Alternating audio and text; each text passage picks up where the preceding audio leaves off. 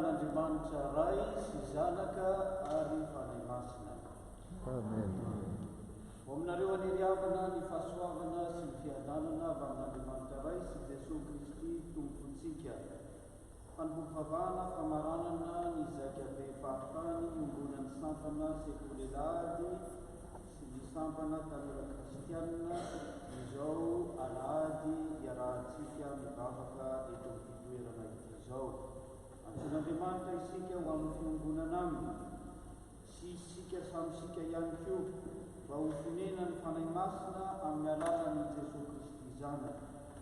Ary ao aminy no miaraka olona koa ianareo ho fonena n'Andriamanitra amin'ny fanahy. Eto mpanombohana dia hitatsika misoratra eto amin'ny fafana, donc c'est affiché ici devant comment se connecter pour recevoir la traduction simultanée. Donc c'est en mode conférence téléphonique. S'il vous plaît, il faut le suivre. Mais il faut aussi avoir le forfait illimité parce que si on a 2 heures, et le culte dure 2 heures, donc on a tout terminé notre forfait.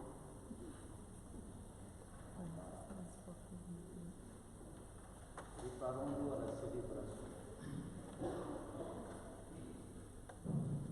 Eo amin'Andriamanitra isika misy ny salamo izay hovakina toizana amin'ny hira fafito ambinifolo amin'ny zato, arahana vavaka fionana ary defaranana amin'ny hira Je suis né pour te louer, izay vao mipetraka isika.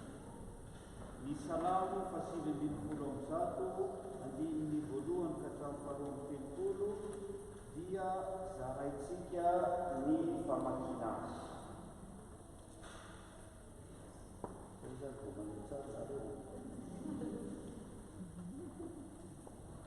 Ny ankizy sy ny tanora ary mpampianatra sekolelady avy any Clermont-Ferrand zany mamaky ny andininy voalohany sy faharoa, dia ny daolobe mamaky ny andininy fahatelo sy ny hatramin'ny fahavalo. Avy eo ny ankizy sy ny tanora ary mpampianatra sekolelady avy any Montpellier no mamaky ny andininy fahasivy ka hatramin'ny faharaiky ambinifolo, dia ny daolobe no manohy amin'ny andininy faharoa ambinifolo ka hatramin'ny fahaenina ambinifolo. Avy eo ny ankizy sy ny tanora ny mpampianatra sekolelady avy eto Toulouse no mamaky ny andininy fahafito ambinifolo ka hatramin'ny fahasivy ambinifolo, ny toiza ny daolobe amin'ny andininy faharaiky amby roapolo ka hatramin'ny fahaefatra amby roapolo. Avy eo ny ankizy sy ny tanora ary mpampianatra sekolelady avy any amin'ny tapo Bordeaux no mamaky ny andininy fahadimy amby roapolo ka hatramin'ny fahafito amby roapolo, isika rehetra manao izany amin'ny andininy fahavalo amby roapolo ka hatramin'ny faharoa amby telopolo. Rehefa volona isika dia manomboka ny famakiana ny teny ary ny avy ao Clermont-Ferrand.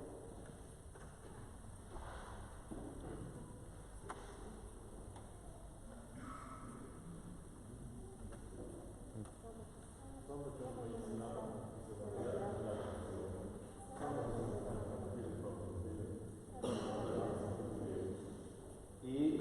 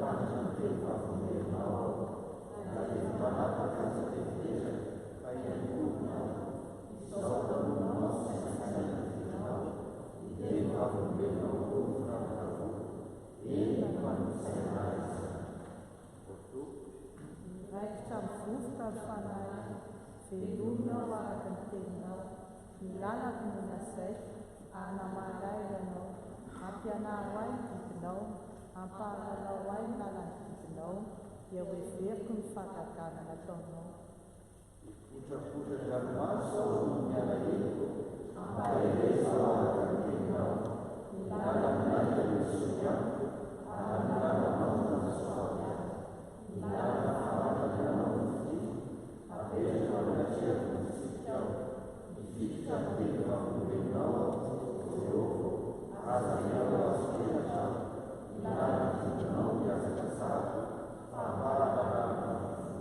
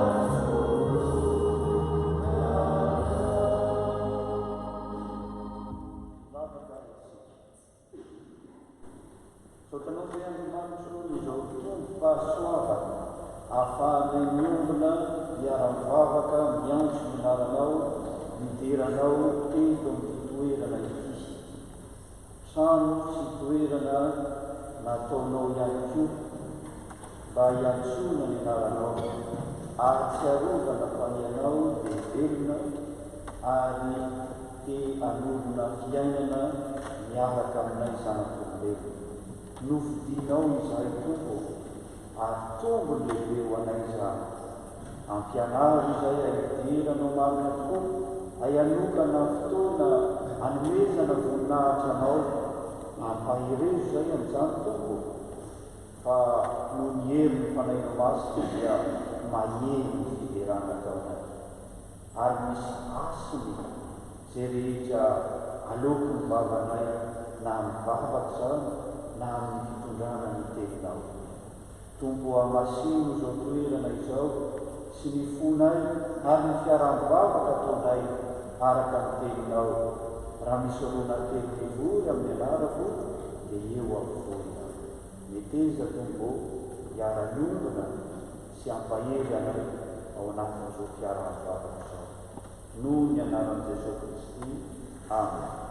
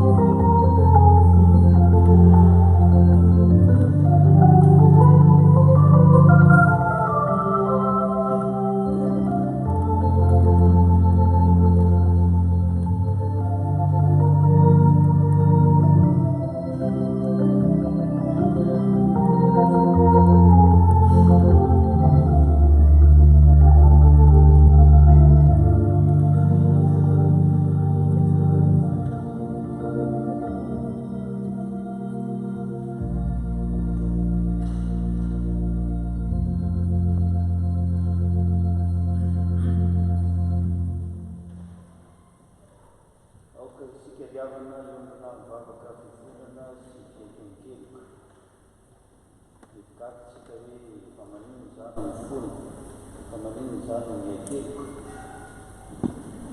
rehefa miantso antsika ny tompo dia hoy ny mpaminany Isaia rehefa nahita ny voninahitr'Andriamanitra izy, lozako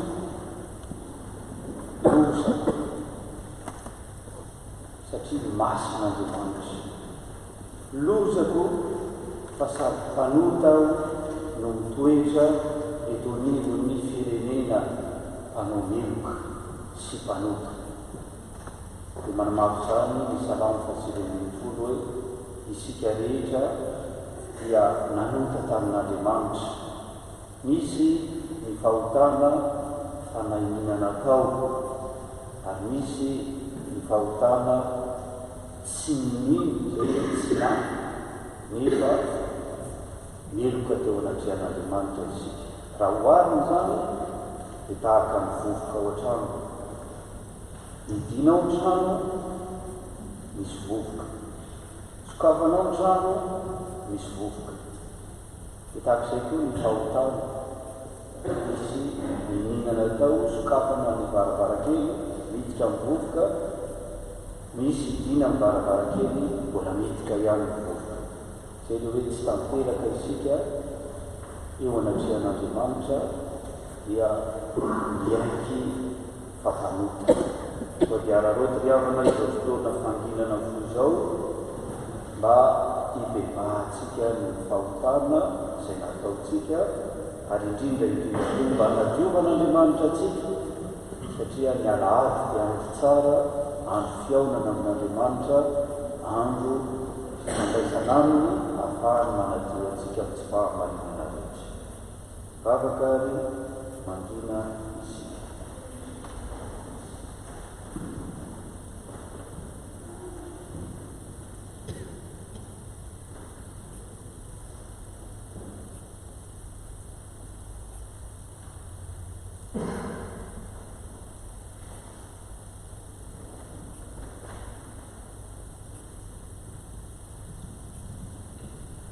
Manitra tomponay io, ianao no mandre ny fo torotoro sy mangorakoraka, mandre ny fiekemokemoka mpibebahana maro, satria manaiky fa diso anatrehanao ary nanao ny meloka teo anatrehan'ny mpiarabelona, na nininana tao zany na tsy na, satria nanimba ny fiarahamonina, nanimba ny fifandraisana teo amin'ny samy mpiara-mivavaka, nanimba ny fifandraisan'ny fiangonana. Andriamanitro tsy manan-kalahatra zay, satria miariary eo amin'ny fiainany fiangonanao zany tsy fiombonany zany nefa ianao miantso anao amin'izany fiombonana, firaisana, fifankatiavana, fifamelan-keloka izany. Tombo sady tsy mahay mamonjy tena izahay no tsy mahavonjy ny namanay, fa dia mitalao aminao ary miara-mivavaka hoe iray mandeha famoram-po mitalao aminao izahay, mamelany amin'izay io izay ho afampanontany, asao izay mba ho ampakeloka ary avaoza ny fanahiny vovoka ny hoanao. Ianaran'i Jesosy Kristy zanakao mpamonjy anay no entinay manao izao vavaka izao eto anatrehanay. Amen.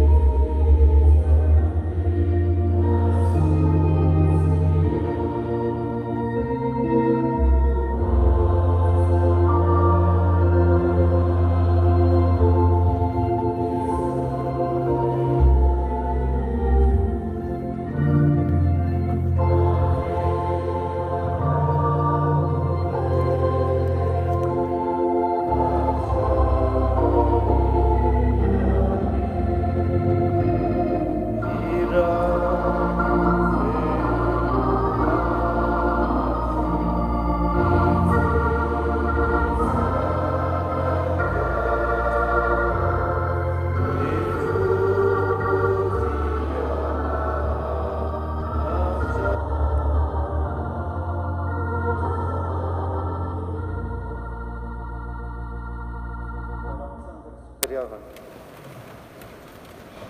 Rehefa mamarana mitarika amin'ny hoe aleloia ny fiangonana kosa ho setrin'izany anao hoe amen. Vita ny fivampizarana fiadanana satria nandray ny famelan-keloka isika tahaka ny namelan'ny ray ny elontsika no afahantsika koa mifamela eloka. Izay ny fampizarana fiadanana. Vita izay vao mihira ny firana fanampiny fahinana amby roapolo sika ka ny andininy voalohany sy faharoa ihany. Eno iariavana ny teny somafaly omen'ny tompo famelana ny elontsika. Fa hoy ny tompo, mankanesa ty amiko ianareo rehetra izay miasa fatratra sy mavesatr-entana, fa izaho no hanome anareo fitsaharana. Aza matahotra mino fotsiny ihany izay mino ny zanaka no manana ny fiainana mandrakizay. Koa voavela ny elokareo no ny anarany masina. Haleloia. Aokary fampizarany fiadanana isika.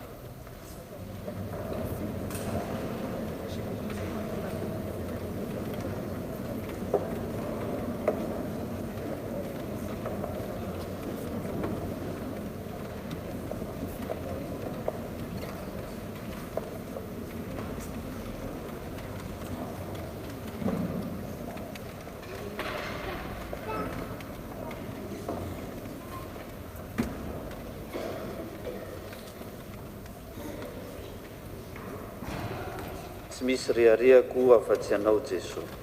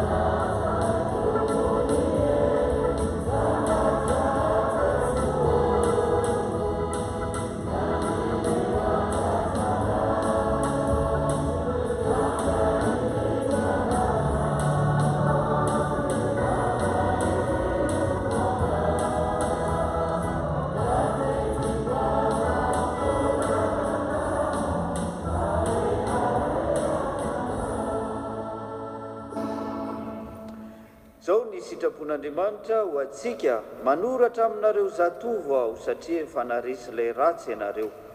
Manoratra aminareo ankizy madinika aho satria efa mahalala ny ray ianareo. Ao ka tsisy olona anao tsinotsinona anao no ny atanoranao, fa ao ka ho tonga fianarana ho an'ny mino ianao amin'ny fiteny, amin'ny fitondran-tena, amin'ny fitiavana, amin'ny finoana, amin'ny fahatiovana. Voninahitra any amin'ny avo indrindra ho an'Andriamanitra. amen. Petraka isika ary dia hira ny sampana iraisana sekoly lady mialohany vaky teny ao amin'ny soratra masina.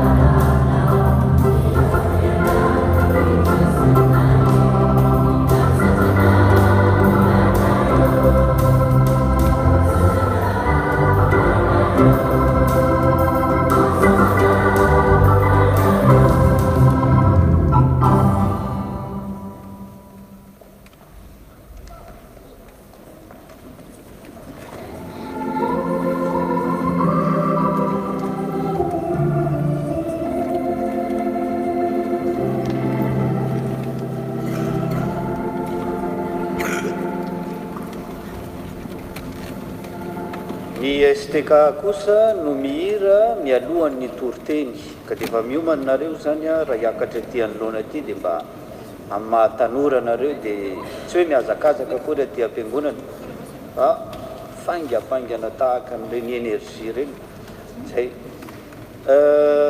zao dia hiakatra ety anoloana ireo izay tarika amin'ny vavaka sy ny vakiteny ao amin'ny soratra masina. Mialohan'ny andraisana ny filazantsara dia efa miomana isika amaky hira ny 710 andininy faharoa. Aiza le mitarika vavaka sy vakiteny? Manasanareo mba handroso aty anoloana.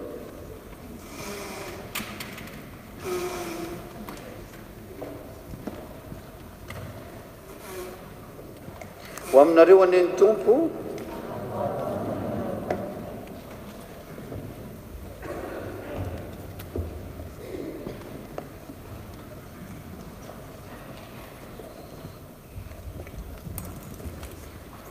Je vous invite à la prière.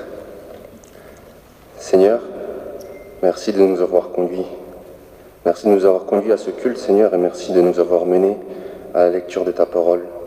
Seigneur, nous voulons te prier afin que ton Saint-Esprit puisse nous éclairer dans cette lecture, afin que nous puissions recevoir et saisir pleinement ton message et ta volonté. Seigneur, parle, tes serviteurs t'écoutent. Amen.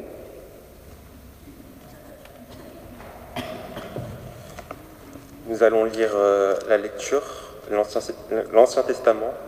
Donc, il se trouve dans Deutéronome chapitre 30, versets 15 à 20. Deutéronome chapitre 30, versets 15 à 20. Au nom de Jésus. Moïse dit: Israélites, voyez aujourd'hui, je mets devant vous d'un côté la vie et le bonheur, et de l'autre la mort et le malheur. Voici ce que je vous commande aujourd'hui. Aimez le Seigneur votre Dieu, faites sa volonté, obéissez à ses commandements, à ses lois et à ses règles. Alors vous vivrez, vous deviendrez nombreux, et le Seigneur votre Dieu vous bénira dans le pays que vous allez posséder. Mais si votre cœur se détourne de lui, si vous n'obéissez pas, si vous vous laissez entraîner à adorer d'autres dieux et à les servir, je vous préviens aujourd'hui, vous disparaîtrez complètement. Vous ne resterez pas longtemps dans le pays que vous allez posséder de l'autre côté du Jourdain. Oui, je vous préviens aujourd'hui, en prenant le ciel et la terre comme témoins, je mets devant vous la vie et la bénédiction, la mort et la malédiction. Choisissez donc la vie pour que vous viviez, vous et vos enfants. Aimez le Seigneur votre Dieu en écoutant ce qu'il dit, en vous attachant à lui.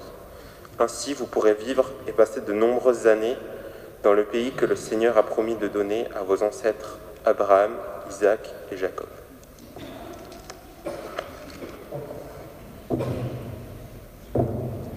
Nous poursuivons la lecture avec 1 Corinthiens chapitre 2, du verset 6 au verset 10.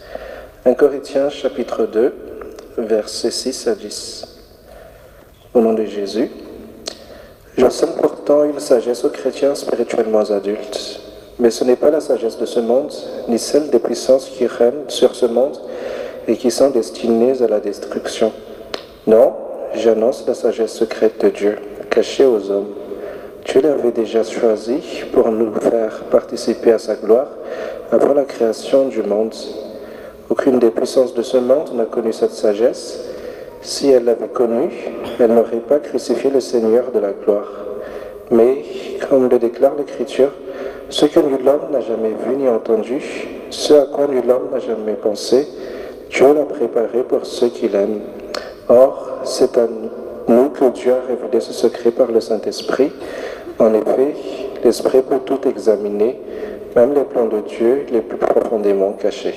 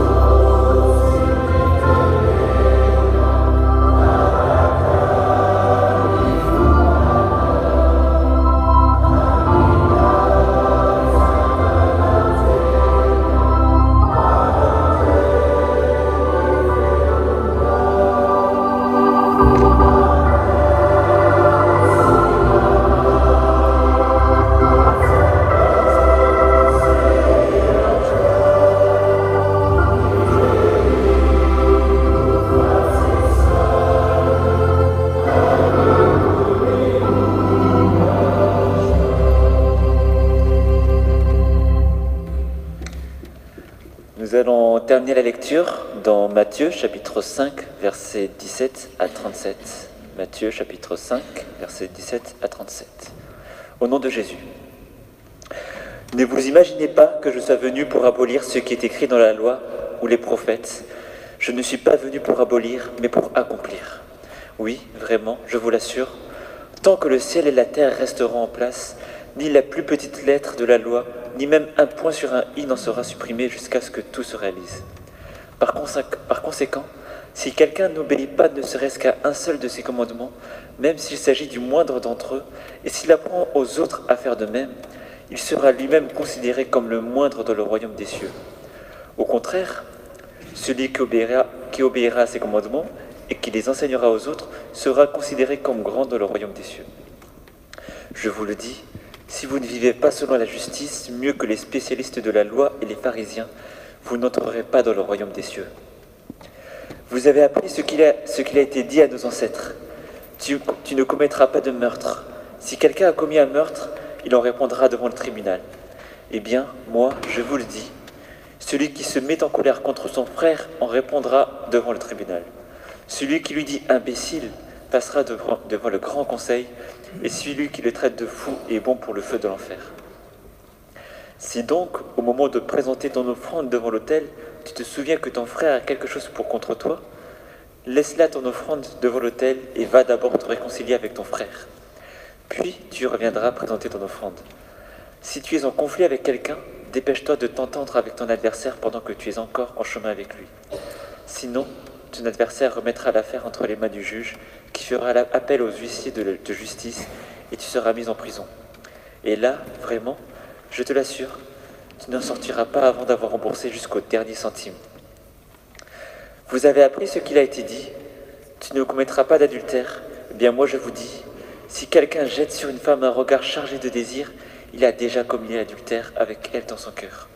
Par conséquent, si ton œil droit te fit tomber dans le péché, arrache-le et jette-le au loin, car il vaut mieux pour toi perdre un de tes organes que de voir ton corps entier précipité en enfer. Si ta main droite cause ta chute, coupe-la et jette-la au loin. Il vaut mieux pour toi perdre un de tes membres que de voir tout ton corps jeté en enfer. Il a aussi été dit, si quelqu'un divorce avec sa femme, il doit le lui signifier par une déclaration écrite. Eh bien, moi, je vous dis, celui qui divorce avec sa femme, sauf en cas d'immoralité sexuelle, l'expose à devenir adultère, et celui qui épouse une femme divorcée commet lui-même un adultère. Vous avez encore appris qu'il a été dit à nos ancêtres, tu ne rompras pas ton serment. Ce que tu as promis par serment devant le Seigneur, tu l'accompliras. Eh bien, moi je vous dis de ne pas faire de serment du tout. Ne dites pas, je le jure par le ciel, car le ciel c'est le trône de Dieu. Ou, j'en prends la terre à témoin, car elle est l'escabeau où Dieu pose ses pieds. Ou, je le jure par Jérusalem, car elle est la ville de Dieu, le grand roi. Ne dites pas davantage, je le jure sur ma tête, car tu ne peux pas rendre un seul de tes cheveux blancs ou noirs. Dites simplement oui si c'est oui, non si c'est non. Tous les serments qu'on y ajoute viennent du diable. Amen.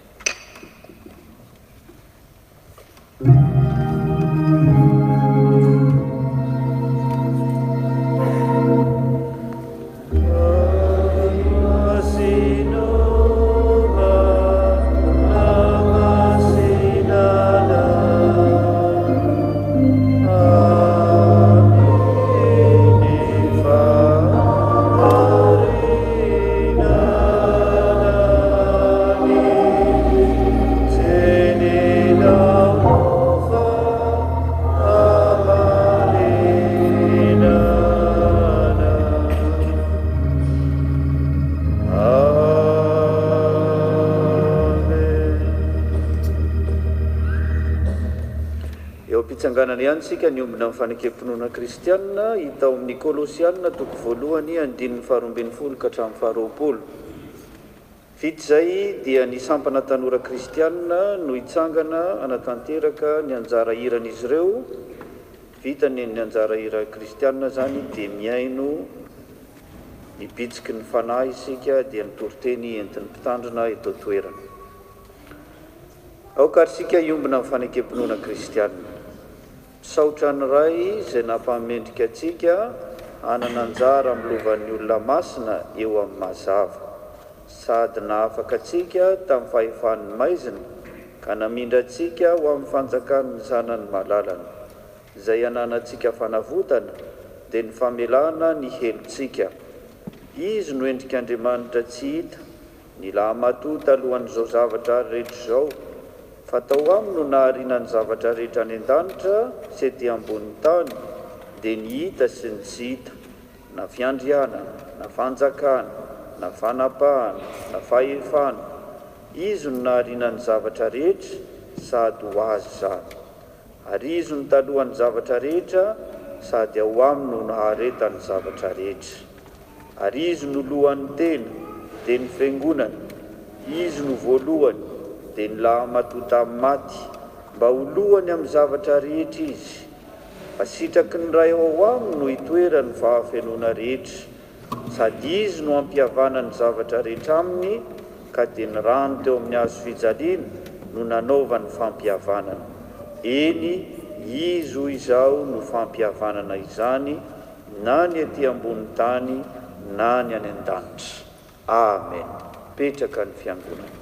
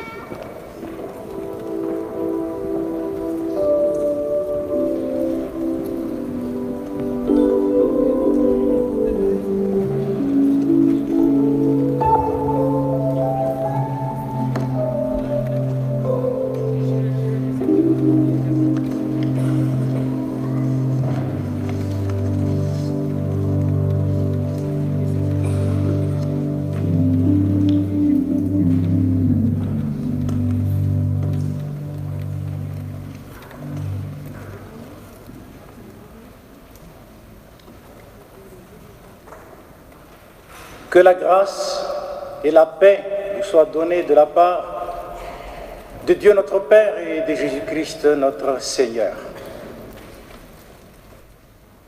Façonnés pour intégrer l'habitation de Dieu. Tel est le thème de notre rencontre pour ce week-end au sein de l'école de dimanche, STA-SA, et du groupe des jeunes, la STK de la région sud-ouest. En fait, le thème original s'était construit pour former la maison de Dieu. Mais la péricope d'aujourd'hui nous conduit à se poser la question sur les conditions pour lesquelles cette édification de la maison de Dieu puisse se réaliser convenablement. Alors les trois textes nous dirigent vers ce que j'ai reformulé pour aujourd'hui. Nous sommes façonnés pour intégrer l'habitation de Dieu. L'intégration, c'est un sujet qui est, disons, dans l'air du temps. C'est le combat des politiques dans notre société d'aujourd'hui. Et disons que le problème d'intégration est un sujet qui divise les Français et qui fait qu'il fait de lui un enjeu politique pour l'élection municipale. Nous voyons le problème des banlieues, des cités, problème d'intégration. Mais j'aimerais vous partager la réflexion d'un anthropologue qui se posait la question pourquoi les Indiens amazoniens sont tous petits, de petite taille, alors que les Scandinaves sont de grande taille. La réponse d'un médecin était d'une netteté, disons pas absolue, mais d'une netteté évidente. En effet, pour lui, pour ce médecin, c'est dû à leur alimentation. Ils sont tous petits parce qu'ils mangent, se nourrissent des mêmes aliments. Ils ont un régime alimentaire basé sur des types d'aliments. Alors, dans ce monde de mondialisation, c'est très difficile de faire cohabiter un Indien amazonien et un Scandinave. Problème d'intégration. Comment faire pour que les uns puissent être en bonne entente et puissent vivre en paix avec les autres? C'est une image. Mais ça nous conduit aussi peut-être à aller vers le contexte biblique et le contexte ecclésiastique, c'est-à-dire connaître l'Église. En fait, il faut qu'ils se nourrissent pareillement. mais pas seulement d'aliments, mais de vision, de conception de la vie, de la société, du vivre ensemble. Voilà. Et pour aller dans le contexte biblique et pour aller directement,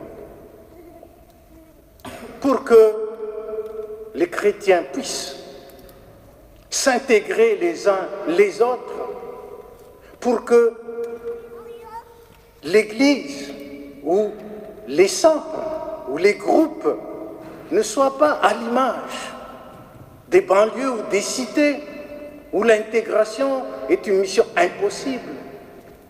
Il faut que chacun puisse se nourrir de même aliment. Et cet aliment, c'est la parole de Dieu. Quand on n'est pas nourri de la même parole,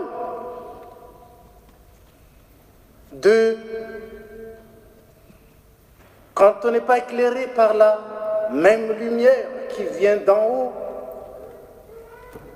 quand on n'a pas intégré et nourri par l'Esprit de Dieu qui nous donne l'amour véritable, on ne peut pas s'entendre comme il faut. Peut-être on fait comme les enfants, ou on fait comme dans les banlieues où ils se tirent, les uns contre les autres. Et les enfants, ils s'amusent en se tirant sur les barbichettes. Je te tiens, tu me tiens par la barbichette. Mais dans le royaume de Dieu, les enfants de Dieu ne se tirent pas dessus, ni se tirent par la barbichette. Ils se tiennent la main.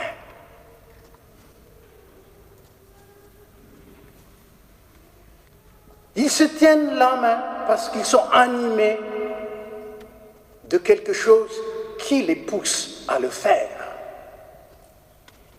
Pas par obligation, mais pour exprimer quelque chose qui a en eux l'amour divin qu'on appelle l'agapé. Alors, l'élément de base pour la bonne intégration, c'est la parole de Dieu. Façonné par la parole de Dieu. Tel est le chemin pour intégrer l'habitation de Dieu. Et le texte que nous avons aujourd'hui nous dirige dans ce sens. Et je vais l'expliquer en deux parties. D'abord, nous sommes façonnés par la parole de Dieu. Une parole qui façonne nos pensées, mais surtout renouvelle notre cœur. Dans l'évangile de Matthieu, Jésus est annoncé comme Emmanuel, Dieu en nous. Et si on rajoute là-dessus l'évangile de Jean, qui nous dit que la parole est faite chair. Donc cette parole faite chair habite en nous. Et c'est Dieu. Elle est Dieu. Elle est Dieu présent en Jésus-Christ et qui demeure en nous par la puissance du Saint-Esprit. Alors, quel est le rôle de la parole? C'est la purification, c'est l'éclairage, c'est notre façonnage. Sans la parole de Dieu, nous ne pouvons pas rentrer comme élément constitutif, comme des briques ou comme des pierres pour constituer la maison de Dieu. Alors, la parole de Dieu, la connaissance de la Bible est fondamentale, est essentielle. Alors, nous comprenons pourquoi l'Église met, sinon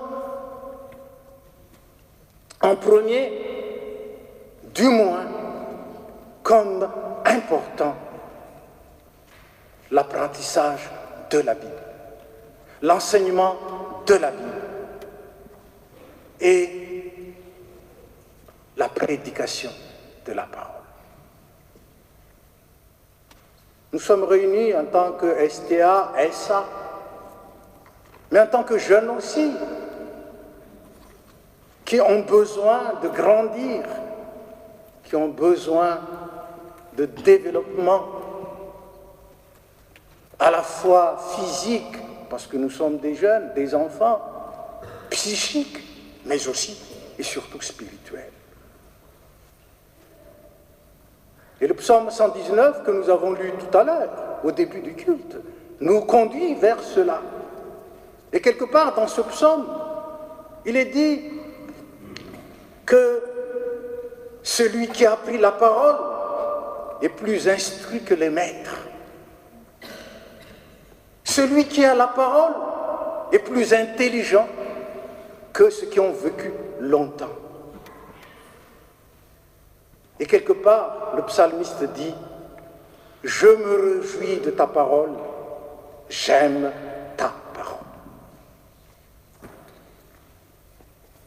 Façonné par la parole. Mais cette parole, quand elle a été donnée aux Juifs, aux Israélites, n'a pas produit des bons fruits, n'a pas produit des fruits abondants.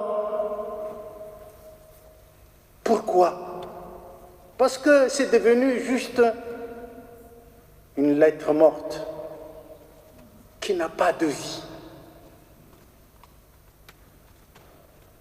Alors, Dieu a envoyé sa parole vivante en Jésus-Christ. Elle s'est faite chair pour être avec nous.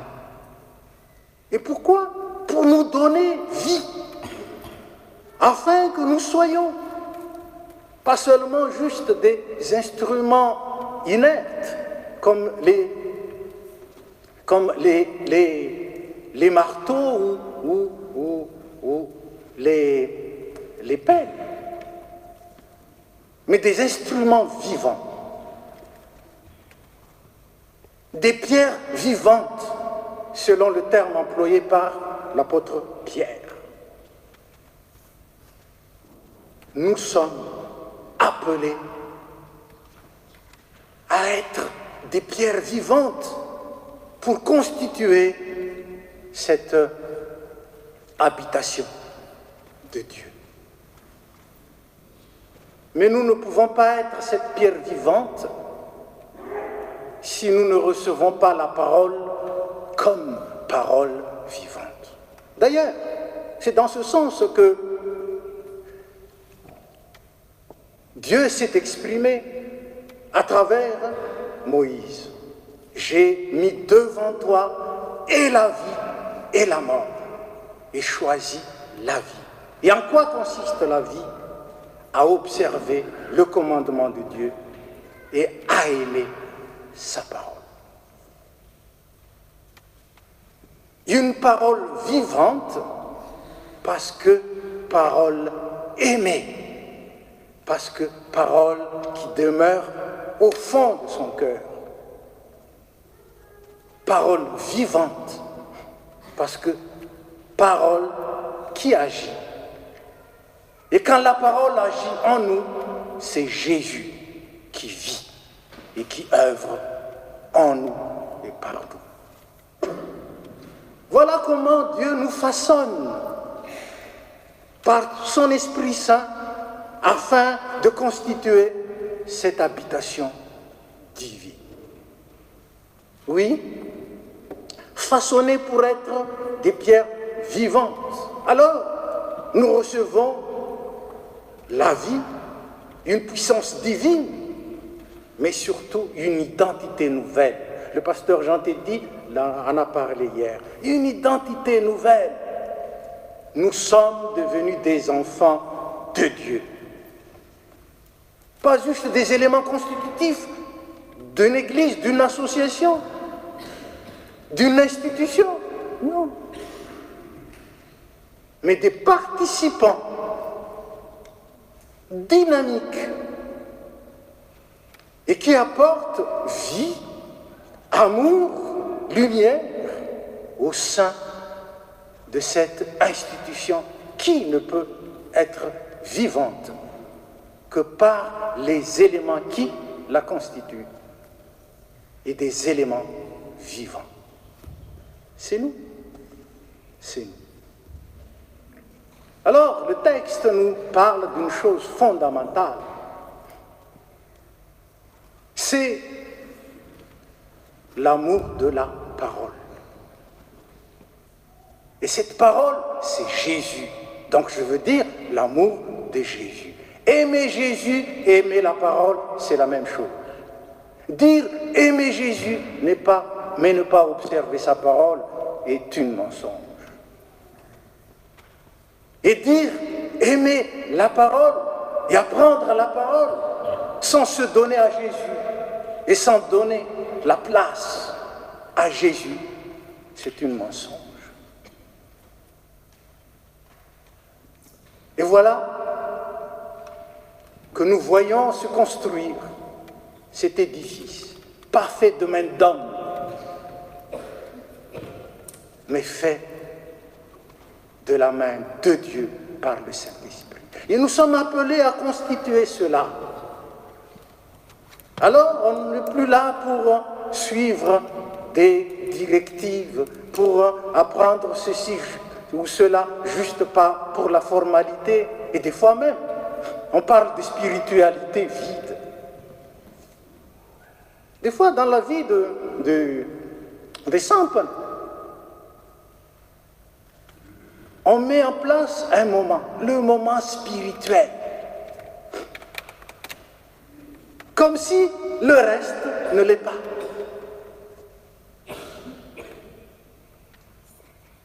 Mais qu'est-ce qu'être spirituel?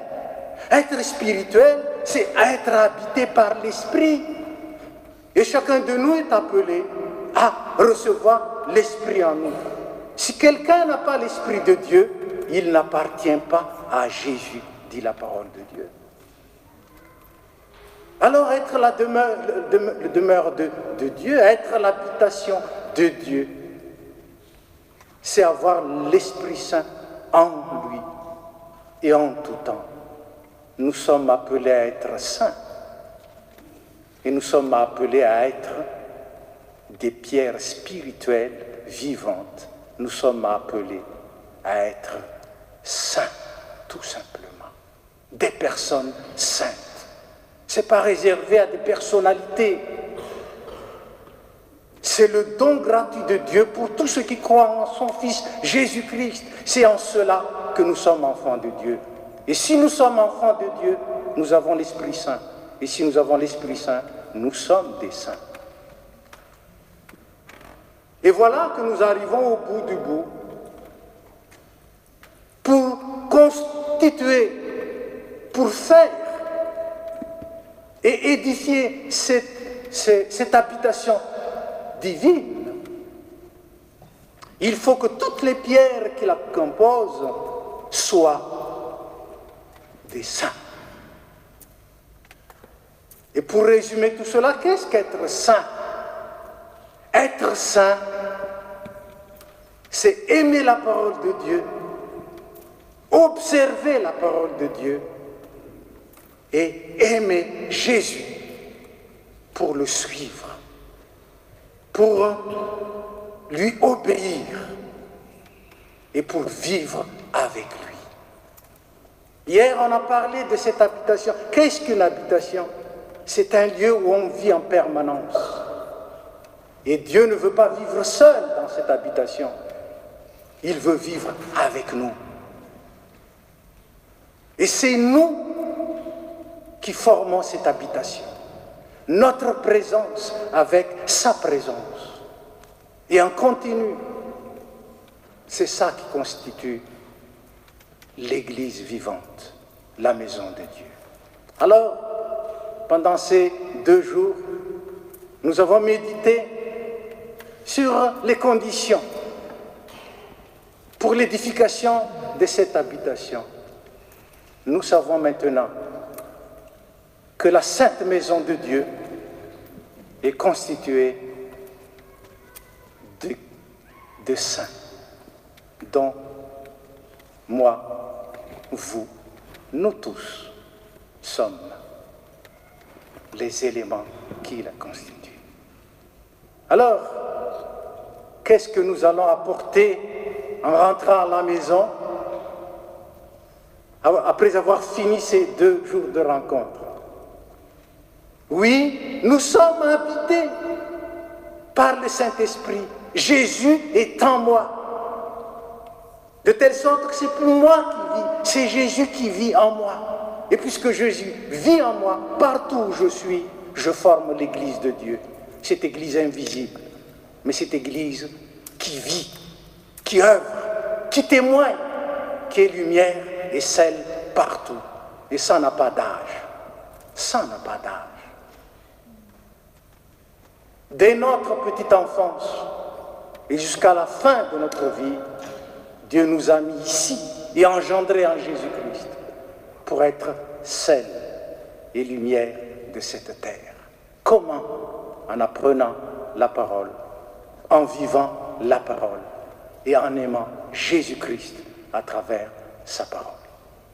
Allez, allez pour témoigner, allez pour prêcher, allez pour montrer, manifester que le Dieu vivant est en nous. Que le Jésus vivant, celui qui a vaincu la mort, est au milieu des Sampana, au milieu de la STA, STK, au milieu de la SA, STA et au milieu de la STK. Et que Dieu vous bénisse. Amen.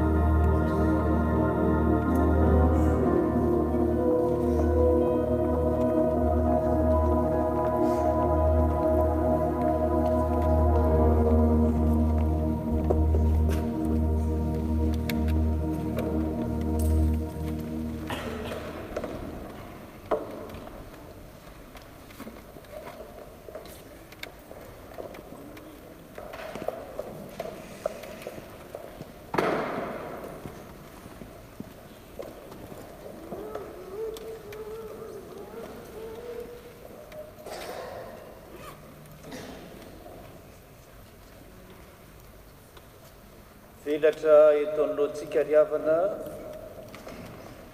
amin'ny fomba hita maso ny fahasoavan'Andriamanitra izay tsy hitantsika maso dia ny tena sy ny rano Jesosy Kristy. Koa aoka hiara-mitsangana isika asandrato ny fonareo eo amin'ny tombo, asandratray ny fonay eo amin'ny tombo. Aoka hoderaitsika ny tompo Andriamanitra. Tompo mendrika ny hoderainy ianao amin'ny toerana rehetra, na aiza araka ny afatra no renesinay teo, fa izahay dia tempolo ny fanahinao masina, ary naiza misy anay, iombona anay, dia manatrika anay ianao, satria tempolo ny fanahy masina izahay rehetrareto. Fiangonana velona, ka dia miderana zany Andriamanitra velona zany eo amin'izay misy anay rehetra. Koa raisy tompo ny dera sy ny laza ary ny voninahitra ho anao, fa mendrika ho anao zany, ary avelao ny feonay ikambana amin'ny feon'ny anjely izay midera anao isan'andro ihany koa, ireo olona sambatra efa any aminao izay midera anao ihany koa, dia atambatray ny feonay ary mba ekeo zany tompo ho fanomeza amboninahitra anao amin'ny hira hoe masina, masina, masina.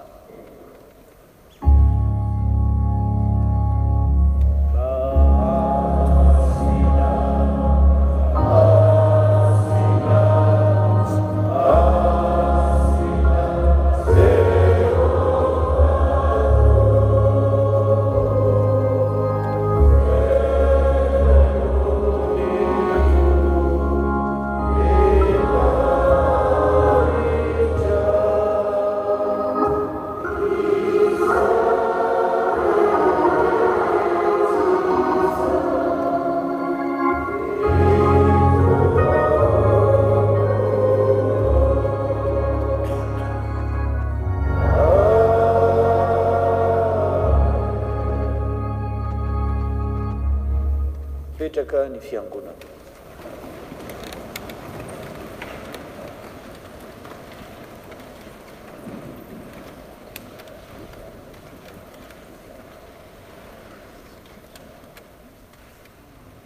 Fa Jesosy teo am-pisakafoanana niaraka tamin'ny mpianatra dia nandray mofo, ary rehefa nisaotra izy dia novakiny ny mofo ka hoy izy: raiso hano ity no tenako ho anareo, zao no ataovo fahatsiarovana, na oviana no mihinana ianareo. Rehefa zany dia nandray ny kapoaka ny tompo ka hoy izy: sotronareo rehetra ity fa ity no rako. Dia ny rano ny fanekena vaovao izay alatsaka ho an'ny rehetra ho famelan-keloka. Zao no ataovo fahatsiarovana, na oviana no misotro ianareo. Fa na oviana ianareo no mihinana amin'itony mofo itony sy misotro amin'ny kapoaka, dia matsiaro ny fahafatesan'ny tompo ianareo mandra-piava. Iombina amin'ny vavaka fahatsiarovana sy fangatahana ny fanahy masina isika. Aorianan'izay dia ny hira fa 712. Tompo, misaotra anao zay fa mbola omenao izao fotoana masina izao, ahafahanay matsiaro ny asa-pamonjena nataonao anay tamin'ny alalan'i Jesosy Kristy zanakao. Fa izy tokoa no ny sim-pihavanana, ary izy no fahafenonao Andriamanitra, fa tonga nofo tokoa izy, ary hitan'ny mpianatra ny voninahiny, ary izay mino ihany koa dia mandray izany amin'ny finoana. Tsaronay ny asa-pamonjena nataony teo amin'ny hazo fijaliana, tamin'ny fitoriana ny filazany tsara ihany koa ka natonga ny olona hibebaka sy hanana fiainana vaovao, ary ny nampana-tenany ny amin'ny fanomezana dia ny fanahy masina, mba handray izany ny mino rehetra ka ho tonga tempolon'Andriamanitra, fiangonana velona eto amin'ity zao tontolo zao izay andrahanao anay ity. dia misaotra indrindra tompo fa amin'izao fotoana izao ihany koa zay dia mahatsiaro zany famonjeny zany koa dia mianta aminao zay raha eo aidino ny fanahy masina mba hameno ny fonay ka andraisanay ny tomponay amin'ny finoana velona amin'izao izy manatona anay amin'ny alalan'izao fanasana izao. I Jesosy Kristy tompo, zahay izay tonga eto anatrehanao mba hiombona amin'ny latabatra masina dia mangataka aminao mba hampiraisinao aminao tahaka ny sampana amin'ny voaloboka. Ampianaro ifankatia tahaka ny tiavanao anay zahay, ary aoka izay hiara-manana amin'ny fiangonanao masina manontolo ny fiononana sy ny fifaliana aminao, dia ianao izay miara-manjaka amin'ny ray sy ny fanahy masina hatramin'ny taloha indrindra ka ho mandrakizay. Amen.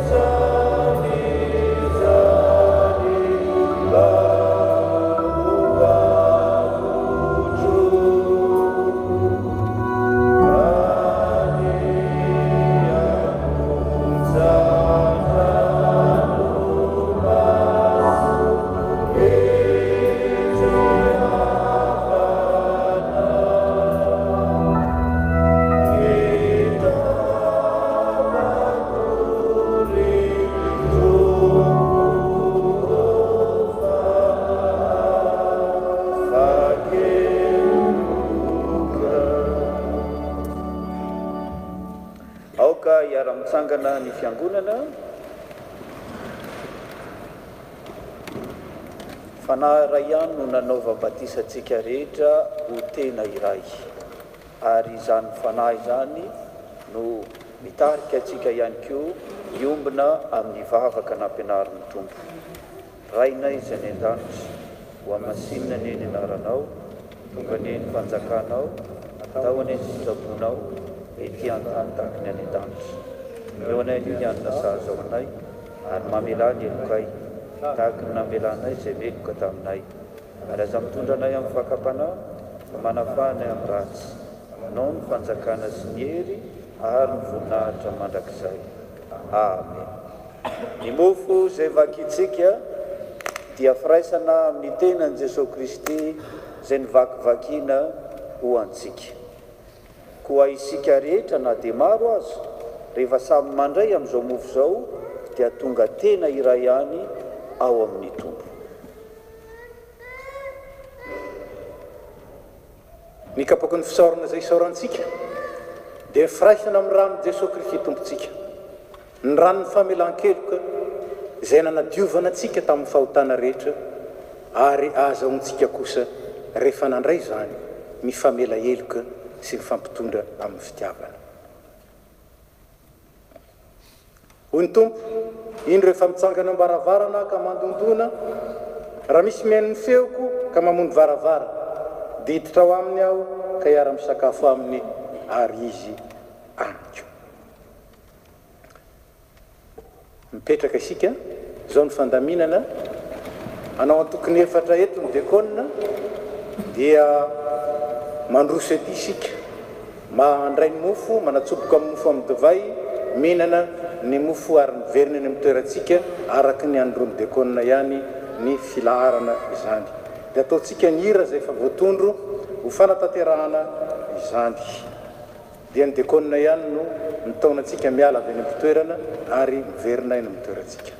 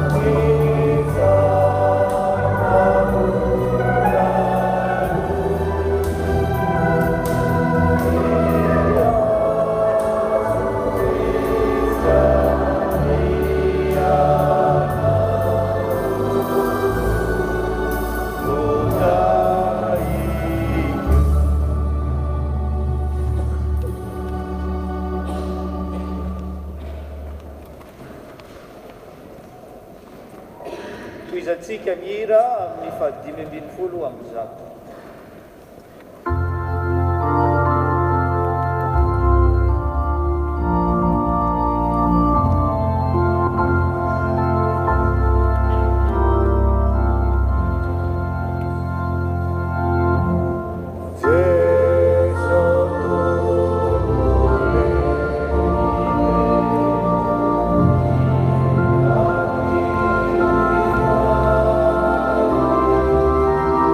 Oh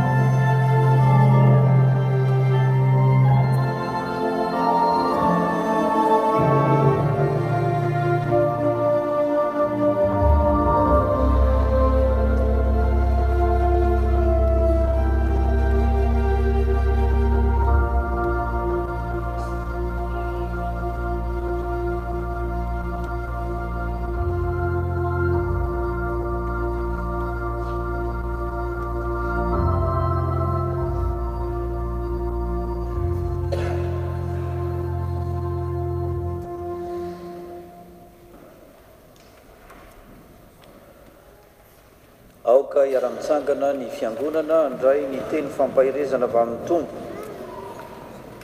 Koa tahaka ny nandraisanareo an'i Kristy Jesosy tompo dia mandehana ao aminy araka izany koa ka mamaka tsara sy miorina mafy ao aminy ary tafatoetra amin'ny finoana toy ny efa nampianarina anareo ka mazoto amin'ny fisaorana. Tandre mifandao misy mahalasa anareo babiny amin'ny filozofia sy ny famitahana foana araka ny fampianarana voatolotry ny razana, araka ny abidim-pianaran'izao tontolo izao fa tsy araka ny Kristy. Fa ao amin'ny tenany no hitoeran'ny fahafenoan'ny fomba an'Andriamanitra rehetra ary ianareo dia tanteraka ao aminy satria ary sady izy no lohan'ny fanapahana sy ny fahefana rehetra. Amen. Petraka ny fiangonana.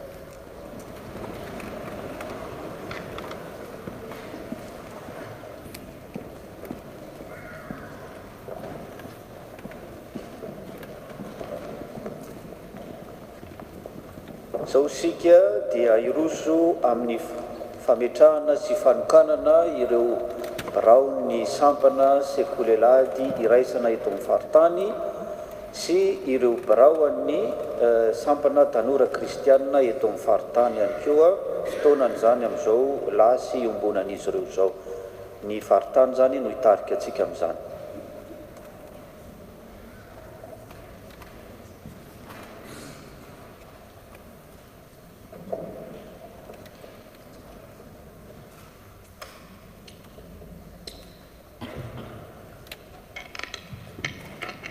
Araky ny fomba fanao moa zany rehefa tonga ny lasy tsampana droit dia manavao ny biraony ny sampana tompony lasy koa dia tamin'izao fotoana zao zany nanavoazan'ny biraon'ny sekolelady sy ny tsekoly ten'Andriamanitra ary ny sampana tanora kristianina ny biraony ka nomboka ny fametrahana an'le birao vaovao aloha tsika dia vao isy fisaorana ihany koa ny birao teo aloha. Ka dia ohatsika makety zany ny filohan'ireo sampana roa izay voafidy zay dia izy avy eo no iantso ny mpiara-miasa aminy. Sampana sekolilady tsekoly ten'Andriamanitra zany ny hitondra azy mandritra ny roa taona manaraka eto amin'ny faritany dia Ramatoa Claudia Andriamalala.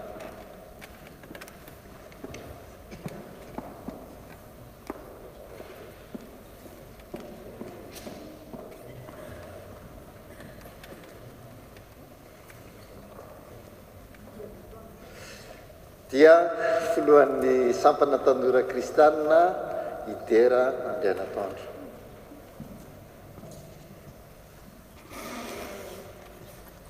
Dia mangataka anareo ada zany mba hiantso ny mpiara-miasa aminareo. Dia reto avy zany ny birao miara-miasa amiko mandritra ny roa taona, ny filompanampy sy mpanetana Andriana Andrasana Iaingo avy eo amin'ny Tafo Bordeaux, ny mpitambola Ramamonjy Soany Malala avy eto Toulouse, mpitantsoratra Rakotonirina Ihaja avy any Clermont-Ferrand ary ny mpanolotsaina Randriana Solo Kristiana avy any Île de la Réunion.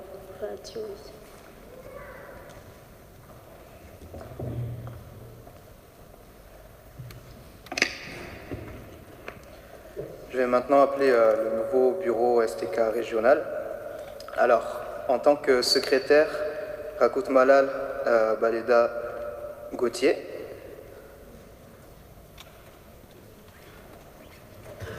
En tant que trésorier de Montpellier, pardon. En tant que trésorier, rassemblissons Alan de Clermont-Ferrand. Et en tant que gestionnaire financier, Radzon Karen de Bordeaux. Et il faut savoir du coup que nous aurons un conseiller venant de la STK La Réunion. Merci.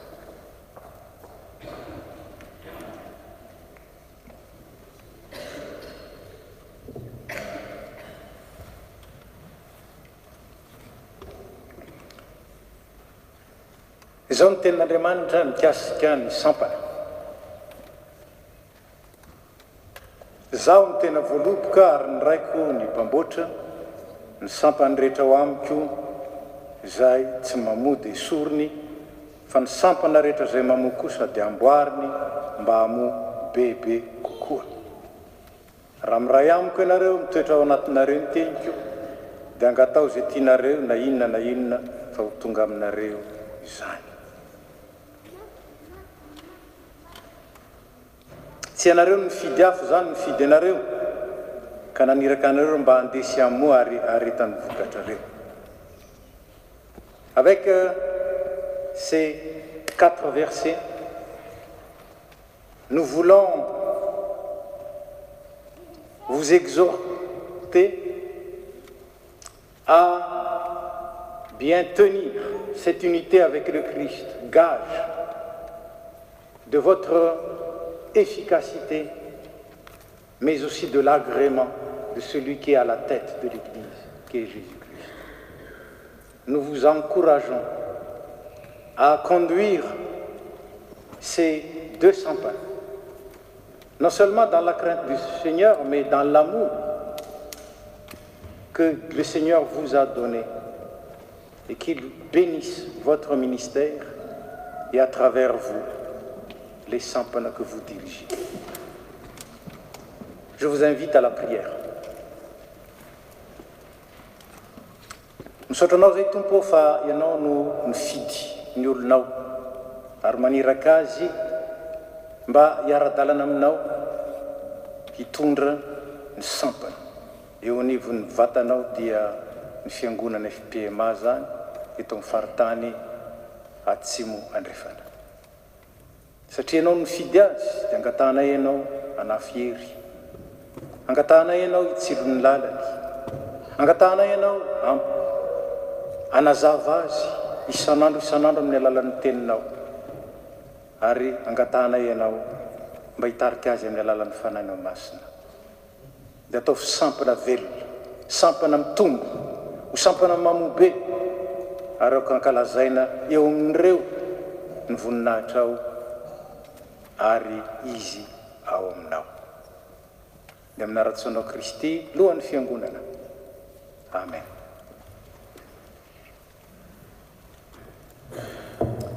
Dia zay telo raharaha mianaka za moa ny arapanareo sy andretananareo amin'ny alalan'ny faritany manontolo izao andraikitra nomeny tompo anareo izao.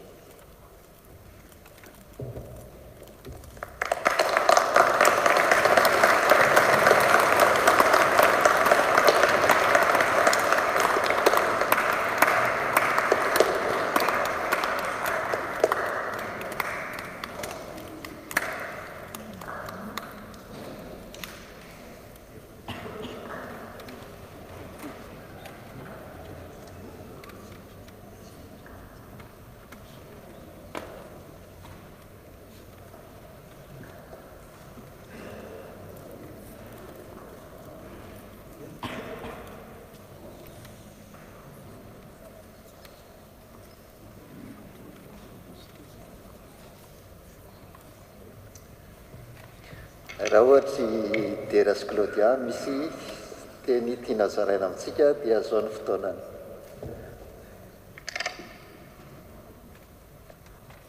Dera, Claudia, les deux.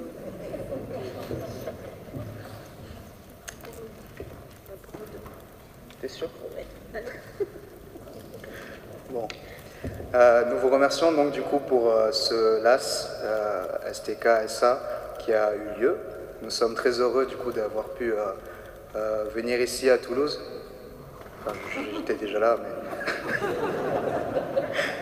mais vu que je parle pour nous deux, du coup, nous sommes très heureux du coup d'avoir pu assister à ce LAS. Nous remercions la FPMA Toulouse pour l'accueil. C'est chez moi du coup. Nous remercions donc la paroisse pour l'accueil et donc merci. Vous pouvez les applaudir du coup la FPMA Toulouse pour l'organisation qui a eu lieu. Merci aux deux bureaux et aux comités du coup qui ont vraiment donné beaucoup pour ce LAS. Je tiens à remercier également le bureau national STK qui est présent. Je vais demander à Rinja Rakut Malal et à Sarah Kutunjaibe de se lever, s'il vous plaît. Merci donc pour votre présence. Ça témoigne vraiment de l'engagement national à assister donc à nos LAS et à nos événements, et ça témoigne vraiment du soutien que vous donnez. Aussi, pour la SA, vous pouvez vous asseoir, pour la SA au niveau national, apparemment, du coup, on a Eng également, ici présente, et Miss. Miss n'est pas là? Merci.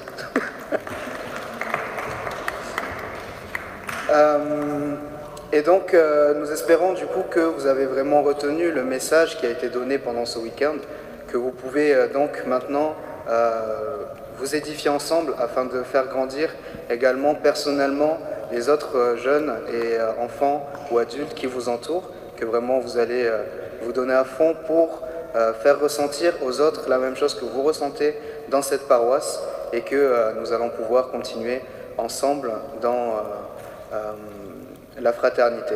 Enfin, nous sommes du coup nouveaux responsables de la région, et nous tenons à vous signaler, jeunes, enfants et moniteurs, que nous sommes là aussi pour vous soutenir, peu importe les problèmes que vous avez. Nous sommes là pour vous aider, pour vous assister, afin que tout se passe pour le mieux dans la région. Amen.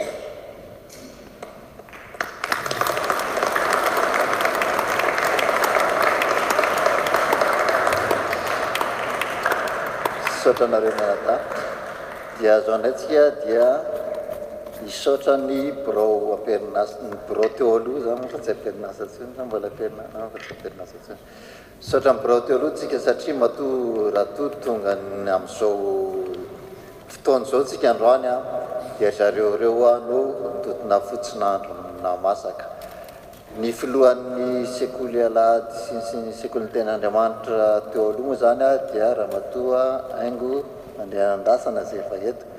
Dia ny filohan'ny STK Christophe tsy fantatrao. Tsy eo izy. Bon, tsy eo zany Christophe.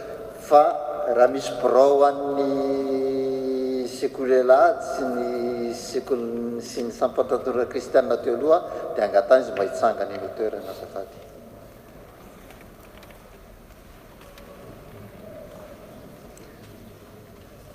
Zay dia misaotra anareo zay zany ny tompo zany no nametraka anareo teo amin'iny toerana iny, ary ny tompo koa no efa nanomana toerana vaovao indray ho anareo, ka dia maherezatra any amin'ny fanompona fa maro ny asa fa hiantson'ny tompo antsika, ka dia mino zay fa efa andray zany iraka vaovao zany indray nareo, ka dia maherezatra any amin'ny asa fanompona fa zay minany raha ny tompo antsika eto amin'ny faritany tsy mandrefana sy eto amin'izao tontolo izao.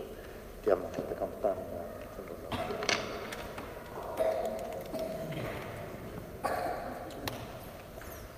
Mialohan'ny vavaka dia mahatsiaro koa isika ireo mpitandrina mpiaha zany an'ireo sampan'ireo. Soratena toa voatango moa zany raha miteny tena satria voatonga dia miandraikitra ireto tanorantsika eto amin'ny faritany reto. Ary ny mikasika ny sekoly alahady dia ny mpitandrina ao à la réunion zany Pasteur Arado no miahy ny sampana sekoly alahady STA. Tsiaro ambavaka sy saotra ny tompo isika na ny amin'ireo birao taloha izay nahavita ny asany ary mbola anao ny asa na dia tsy birao azy izy, dia isaotra n'Andriamanitra ihany koa ny amin'reto birao vaovao reto. Tompo misaotra anao zay fa enika ny zava-tsoa rehetra ny fiainanay rehefa ianao tokoa no mitoetra ao amin'ny fonay sy ny fiangonanao. Miaina izany reto sampany reto, ary dia nandrano indray mpiara-miasa anangona ny ondry hitaiza hanabe an'olokolo atonga izany sampana izany na ny mpikambana ao aminy mba ho lehilahy lehibe sy vehivavy lehibe hatratra ny ohatry ny haven'olo Kristy. dia misaotra ny amin'izay asa vita tanterahan'ireo birao taloha niaraka tamin'ny mpikambana rehetra, ary mbola misaotra anao zay ny amin'izay asa miandry ho marika fa tena iray ihany zay ao aminao. Voninahitra ho anao ry Tompo amin'ny anaran'i Jesosy Kristy. Amen. Afaka mankatoerana ianareo. Dia tiavantsika aloha le birao teo aloha koa. Dia raha ohatry ihany manana tena zany tsisy. Eny any dia azo mandeha mamonjy toeranareo.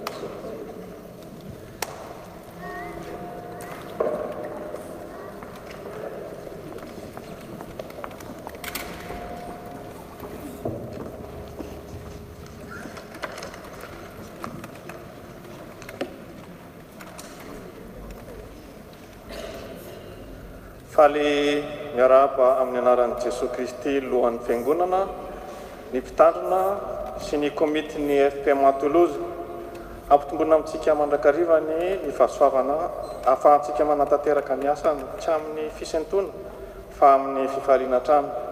Dia izao ary ny vaovao anio, vaovaony nasional sampanatily mandehana any amin'izao tontolo izao ianareo ka mitoriny filazantsara amin'ny olombelona rehetra. Tany ny finoana ho ampinga. Ampifaliana trano no anasanantsika rehetra anatrika ny fianamben'ny tily, rencontre nationale de tily na RNT, izay atao ny asabotsy 17 aprily amin'ny 7 maraina ka hatramin'ny alahady 17 aprily 2024 amin'ny 3 any Parigné l'évêque. Ny sarandasy dia 30 € ho an'ny rehetra ary 17,50 € ho an'ny mpiandraikitra amperinasa. Ny farafisoratana anarana dia ny alahady 17 martsa 2024 ary afaka manatona ny branche sampana eto an-toerana isika raha tia azo ny andinindininy rehetra mikasika an'izany. Vaovaon'ny tafo, taratasy fisaorana. Ny fianakaviana Ravelomanantsoa Rajaonarivo dia maneho ny fisaorana ny fiangonana manontolo tamin'ny fanontronanareo anay fampahirezana vavaka ary fehmpihavanana nasehonareo tamin'ny namizanay ny ray malalanay Rajaonarivo Nestelson. Sampana vehivavy kristianina, fiangonana mitombo, mivelatra ary miorina. Hira ho an'i Jehovah raha mbola velona koa, ankalaza n'Andriamanitra aho raha mbola miaina. Ho fankalazana ny andro iraisam-pirenena ho an'ny vehivavy sy ny isan-taonany dia fifaliana ho an'ny sampana vehivavy kristianina no manolotra ho antsika rindran-kira iarahana amin'ny mpanankato vehivavy malagasy ireto avy na ny Lola ary Zoely. Izany dia ho tanterahany ny asabotsy 7 martsa 2024 amin'ny 7 arivo ao amin'ny église Saint Jean-Baptiste 62 route de Blagnac. Ny fandraisana anjara dia 15 € ho an'ny lehibe ary 5 € ho an'ny ankizy 5 ka hatramin'ny 12 taona. Isy ihany koa varotra sakafo tsakitsaky malagasy isan-karazany. Koa dia fandrinideny izao ny tapakila ary entany ny havana mantsakaizana. Azontsika atao ny manatona mpiandraikitra ao amin'ny birao SVK na miantso Antaroby. Ny SVK dia misaotra anareo mialoha amin'ny fanohananareo ny asa ho fampandrosoana ny fitoriana ny filazantsara. Sampana fifoazana. Ilazana isika fa ny fotoam-pifoazana arahina alimbavaka dia atao ny zoma 20 febroary 2024 amin'ny 7 ariva ao amin'ny Vieux Temple.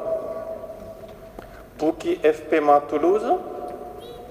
Mbola mitohy hatrany ny fandraisana ny komandy ny boky mirakitra ny tantaran'ny FPMA Toulouse 10 € ny vidiny. Azonareo atao ny mamandrika izany any amin'ny andriamatoa isany Tsiory Andria Mizaka na Rija Rakotondrainy. Catéchomène, izy ny fampianarana catéchomène anio tolakandro amin'ny efatr'ora any amin'ny vieux temple. Fivoriam-ben'ny mpandray, atsona ny mpandray ny fanasan'ny tompo rehetra anatrika ny fivoriam-be izay atao amin'ny alahady 13 febroary 2024. Ho atolotra amin'izany ny tatitra moraly sy ny toe-bola 2024, ny tetikasa sy teti-bola 2024. Fanateram-bokatra ho tanterana amin'ny alahady voalohan'ny volana martsa izao ny fanateram-bokatra eto amin'ny fiangonantsika. Marika hita maso anehoantsika fa ny tompo tokoa ny loharan'ny fahasoavana rehetra. Noraisitsika ary ankasitratsika azy feno izany, sady entsika mandray anjara mavitrika amin'ny fanatanterana ireo asa napetraky ny tompo tamin'ny fiangonana nametrahany antsika. Koa inona no avaliko an'i Jehova no ny sorehetra nataony. Ny diarin'ny fiangonana, ny fampoam-pivavahana ny alahady 13 febroary ho avy izao, izay fivoriam-ben'ny mpandray dia ho tanterahana any amin'ny vieux temple ary manomboka amin'ny 10 maraina. Ny fampoam-pivavahana ny alahady voalohan'ny volana martsa dia atao ny alahady fanateram-bokatra any amin'ny temple du Salin ary manomboka amin'ny 3 sy sasany tolakandro. Isika rehetra no tompona andraikitra amin'ny fanadiovana ny trano fiangonana anio. Misaotra antsika sahady manadio izay tandrifantsika avy, ary efa mampiomana ny antoko-pira feno mazava sy ny sapana zava-maneno amin'ny lahady heriny anio. Dia misaotra antsika naharitra ny anatra amin'ny farany ny voninahitra an'Andriamanitra irery ihany. Izao dia ifandimby andray fitenenana ety ny Brao Foibe sy ny filohan'ny faritany ary ny filohan'ny Tafo Toulouse.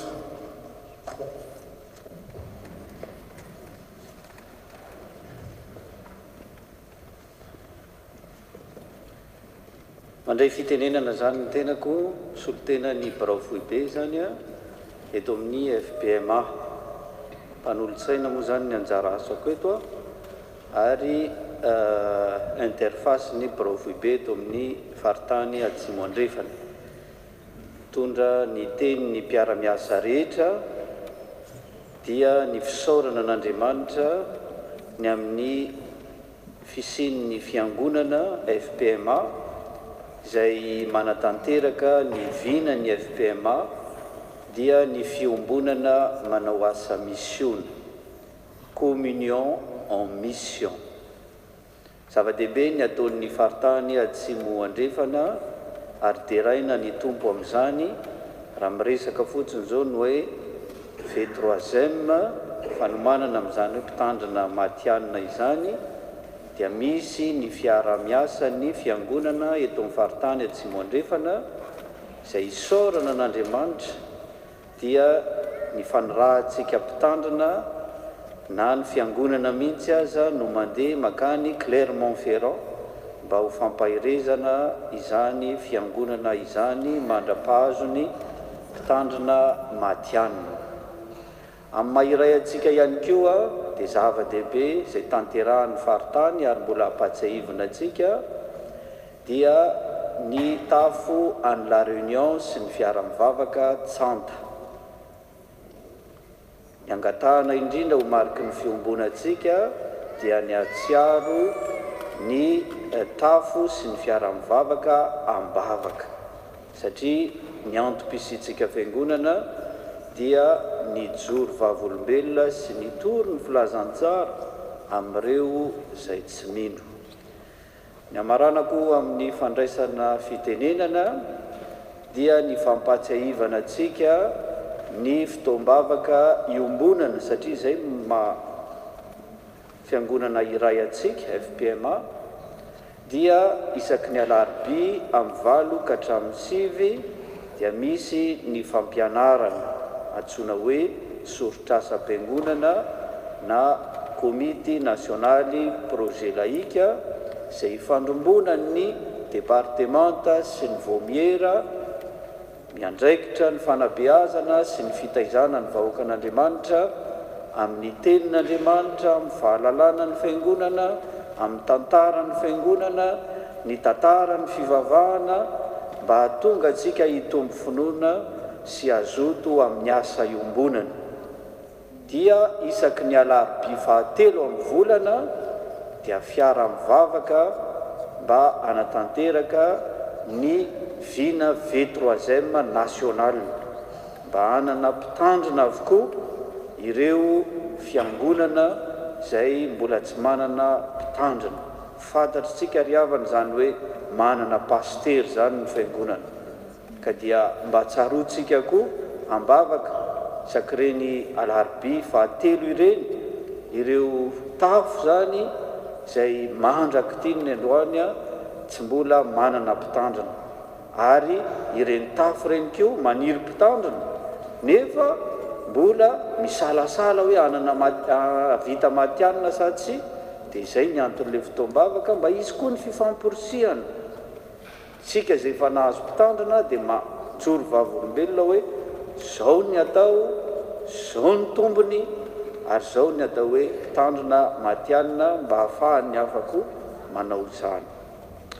Dia eto dia misaotra ny tompo amin'ny anaran'ny birao foibe zany ny amin'izao lasy tanteraka teto Toulouse zao dia sady vahiny moa zay zany no tompotrano, dia misaotra tena ihany satria vita somatsara ny lasy, aringany ny teny rehetra izay nahafafa ry havana tsy ampifalifaly ny saina fotsiny na ny fo hoe nahafinaritra be, fa rehefa samy miverina ny toerana any tokoa sika dia tsy ho piaino mpanadino fa ho piaino mpankatoa, ka dia izy vokan'izany.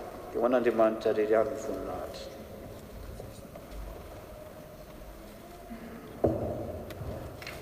Dia mbola miaravantsika rehetra amin'ny anaran'ny tompo dia ampitongona amintsika mandrakariva ny fahasoavana sy fiatanaka amin'Andriamanitra ray sy Jesosy Kristy tompo. Dia misaotra an'Andriamanitra isika voalohany indrindra noho nahafahantsika nanatanteraka izao lasy zao. Remercions le Seigneur pour toutes ces grâces qu'il nous a donné de vivre pendant ce week-end. Que son nom soit glorifié.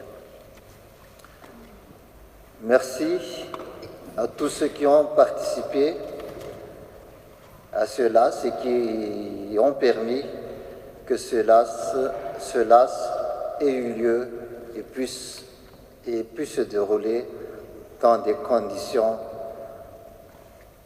je pense que nous sommes tous d'accord, dans des conditions parfaites. Merci à tous ceux qui ont contribué à ce LAS. Pour aller vite, je ne vais pas dire, c'est un merci global pour tout le monde.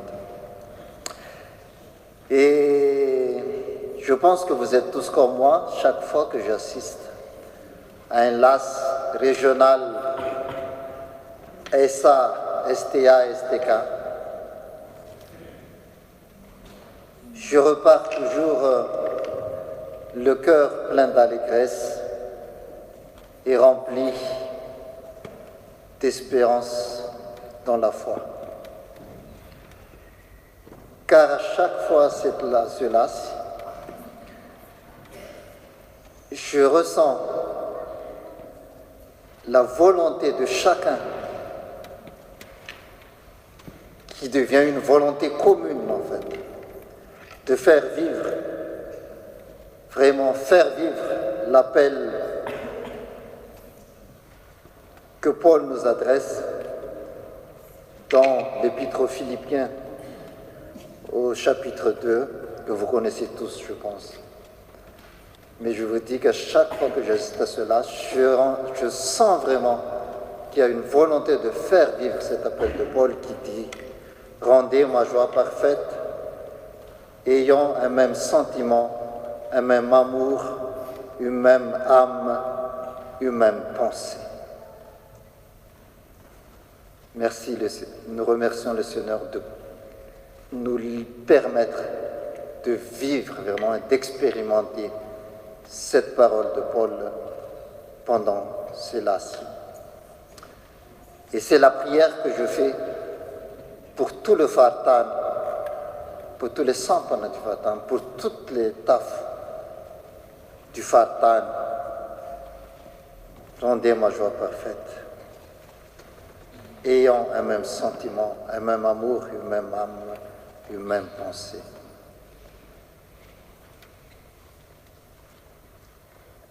Gloire soit à Dieu. Merci. Pour le théâtre du Fartan, je vous invite tous dès maintenant à revivre, j'espère, je pense, mais c'est Dieu qui va nous le faire vivre, tout ce que nous avons vécu ici lors du CKP, du Fartan, le CKP régional, qui aura lieu les 2 et 3 mai à Bordeaux. Merci à vous tous, merci les enfants, merci les jeunes, que wanandriamanitra rery ihany voninahitra amintsika rehetra kosa ny fiankaviana.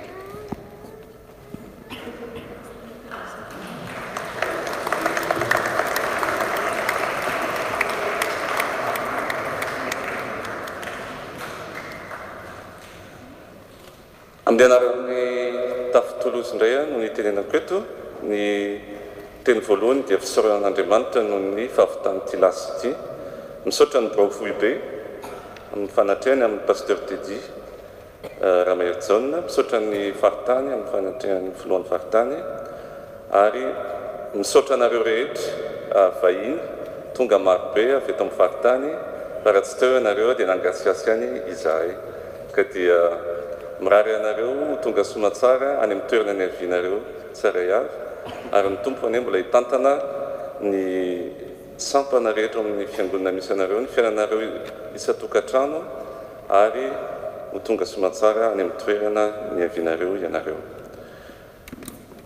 Toy izao ny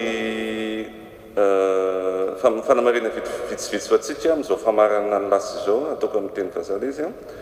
Il y a quelques consignes donc pour tout à l'heure. On va revenir au Christ roi pour manger. Donc les Toulousains viennent avec leurs propres couverts et assiettes, les Toulousains qui sont inscrits. Tout le monde passe avec le badge pour ceux qui se sont inscrits depuis hier. Ceux qui, pour une raison ou une autre, auraient oublié leur badge, on fera le comptage à l'entrée, n'ayez pas peur. Et concernant le service, puisqu'on sera un peu plus nombreux que hier, d'abord, vous, les hôtes, vous allez manger en premier, donc on va vous allez vous installer, on va vous laisser passer, et les paroissiens s'installeront après, par la suite. Et bien sûr, tous les Toulousains vont ranger le lieu de rencontre. Voilà.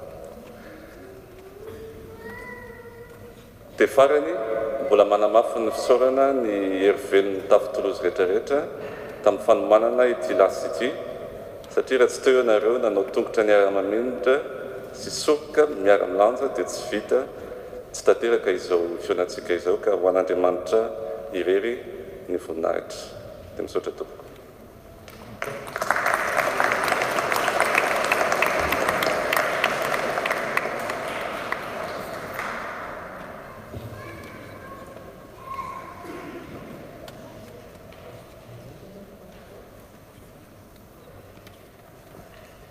Fantatrareo fa maninontsika mitehaka ao am-piangonana?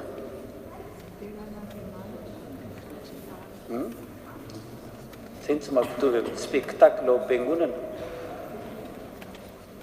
Ilaina ihany mifampitaiza ohatran'izay zany a, fa rehefa mitehaka ny fiangonana dia voninahitra ho an'Andriamanitra. Ary zay ny maha-protestantatsika soli deo gloria, ho an'Andriamanitra irery ihany ny voninahitra. Zaho tsy maintsy miaina fa Kristy kosa tsy maintsy mitombo. Ary zany mahatonga ny fiangonana, dia satria Kristy no mahazo ny toerana. Ny mpanompon'Andriamanitra na mitsangana ety anoloana na tsy hita, satria maro be reny olona tsy hita reny, nefa miasa mangina mahatonga ny fiangonana. Dia zany rehetrarehetra zany mitambatra dia fanehoana ny voninahitr'Andriamanitra. Dia ary sika riavana hanome voninahitra an'Andriamanitra indray zao a amin'ny alalan'ny rakitra. ka izay foitsika omentsika amin'ny fifaliana dia voninahitra ho an'Andriamanitra. Hira faharoapolo tsaroana tokoa zao ny soabe noraisinay no iraintsika, ary raha mbola mitohy ny rakitra kanefa vita ny hira dia ny firana fanampiny 7:30.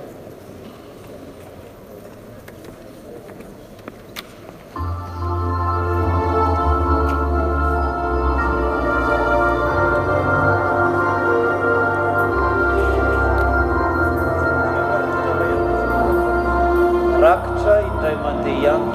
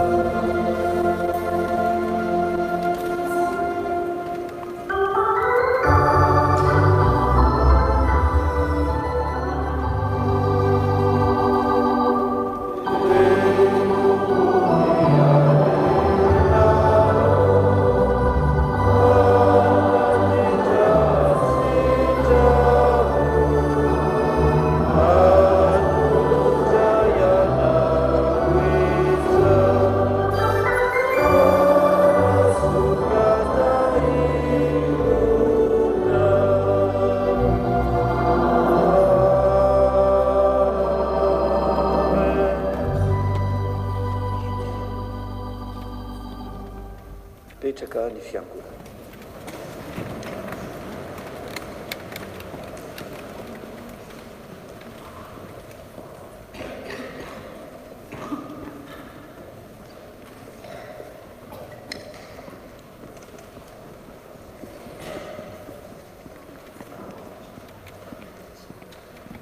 Mbola hiara-mivavaka isika. Misaotra anao zay Tompo no ity fotoana ity nahafahanay namarana izao fiaonan'ny SA sy STA ary STK eto amin'ny faritany Atsimo andrefana izao. Ny fitahianao, ny fanatrehanao ary ny famahananao ny ondrinao nahatanteraka izany soa. Derainay ianao. Ny fampahirezana avy aminao, ny fivimbinanao, nahafahany tompon'andraikitra tsiraray avy, nanefa izay anjarany ary dia derainay sy ankasitrahanay ianao amin'izany. Dia mangataka indrindra Tompo ny asanao rehetra izay nitanterahina tehirizo tsisy andrombaka ary aoka ho fanohitra hitombonay hatrany amoazanay be ahatonga anay ho tena vavolombelona mahatoky ary ho mpanohy ny asanao amin'ny mpahatokiana ho voninahitra ao ray zanaka fanay masina. Dia tanay mbavaka aminao ny fodinay tsiraray avy any amin'izay niavianay. Ianao no hiaro anay amin'ny ratsy sy ny loza rehetra. Ianao no mbola hitahiry aty anatinay ny fifalimpo noho izao fiaonana sy firahalahiana izay nivelomana teto izao. Ary ianao no mbola hatanteraka ny fiainan'ny isam-batan'olona, ny fiainan'ny isa-tokantrano, ny fiainan'ny isan-tafo ary ny fiainan'ny faritany mba hahatonga anay hitombo fifaliana ao aminao ary hitombo fisaorana sy fanolorantena hatrany. Dia tianay nitrotrambavaka ny namanay izay ao anatin'ny fahasahiranana, ninoninona antony izany fahasahiranana izany, ninoninona endry. Efa nitonona mpamonjy anay ianao, mety iza hijery azy tsiraray avy, mety iza koa nihetsiketsika anay ho tananao sotongotra ho fiasana eo anoloanay anoana ireny namanay ireny. Entina mbavaka aminao ireo mararina ny tokantranona any amin'ny hopitaly, aza vela ireny ampaherezo ary anatero fanasitrana, omeo hery ny fanafody, omeo fahazavan-tsaina ny mpitsava, ary zay tsy vitan'izany dia ianao Andriamanitra tompo ny zavatra rehetra no angatanay, anatsotra ny tananao ary anome azy ireny izay sahazo. Mivavaka aminao zay ho andreo donam-pahoriana namoiavana, ampionony sy ampitrakao amin'ny filazantsara ny fitsanganana amin'ny maty. Entinay mivavaka aminao koa tompo ny fandriampahalemana manerana ny tany, ngezaka ataon'ny mpitondra firenena tsirairay avy mba hampiadana ny vahoaka eo aminy, taio izay rehetra tsara sy ankasitrahana eo anatrehanao, ary le voninkosa ary sakano izay rehetra tsy mitondra fiadanana ho an'ny vahoaka sy ho an'izao tontolo izao. Mivavaka aminao zay ho an'ity firenena mampiatranonay ity mba hitoetreto ny fiadananao ka hiadananay araka ny teninao. Ary entinay mivavaka aminao koa Madagasikara tany razanay, jereo ny mpitondra omeo ny fahatahorana anao, taio ny ezaka tsara rehetra ho amin'ny fampandrosoana ny firenena, fampajakana ny rariny sy ny hitsiny, ary indrindra ho fampiadanana ny vahoaka, ary omeo ny vahoaka koa ny fifankatiavana, omeo ny vahoaka ny hairahina trany, ary omeo an'ny firenenay tompo le fiadananao tsy hain'izao tontolo izao omena. Ary tianay koa no metraka ao aminao reo nandray fitahiana, ataovy mahay misaotra sy makasitraka, ary ataovy mahay mizara amin'ny namana. Izay tsy voatononay amin'izany vavaka izany ny fahafoizan'ny fisainanay sy fahavotsan'ny vavan'ny mpanomponao, dia apetraka amin'ny patokiny eo aminao amin'ny anaran-tsoan'i Jesosy Kristy.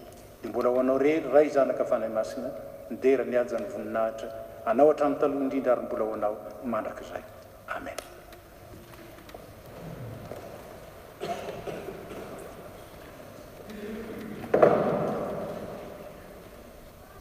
Tonga amin'ny fotoana izay amaranana izao fiaraha-mivavaka izao sikariavana izao no afatra ho antsika. Édifier ensemble pour être une habitation de Dieu. Depuis hier, nous l'avons entendu, nous l'avons vécu et nous l'avons manifesté jusqu'à aujourd'hui. Édifier ensemble pour être une habitation de Dieu. Dorénavant, je ne vis plus pour moi-même, mais je vis pour Dieu, pour être une habitation de Dieu dont Jésus-Christ est la pierre angulaire. Et les fondations de cette construction, ce sont les enseignements d'après la Bible et aussi les prophéties selon les cellules de prière que nous écoutons, que nous favorisons au sein de la famille, dans l'Église, dans les sections, et aussi se mettre au service les uns les autres pour construire et mettre beaucoup de liens, surtout d'amour, afin que cette construction perdure jusqu'au retour de Jésus-Christ. Sans le Seigneur, nous ne pourrons rien faire. C'est pour cette raison, je vous invite aussi à recevoir la bénédiction au nom de notre Seigneur. Aoka iaram-tsangana sika, andray izany tsodrano zany, aorianany tsodrano dia ny antema fahadimy no iraitsika. Ho aminareo aneny tompo, koa fiadanana ane ho an'ny rahalahy, ary fitiavana mba amin'ny finoana avy amin'Andriamanitra ray sy Jesosy Kristy tompo. Ny fahasoavana ane ho amin'izay rehetra tian Jesosy Kristy tompontsika amin'ny fitiavana tsy mety levina. Amen.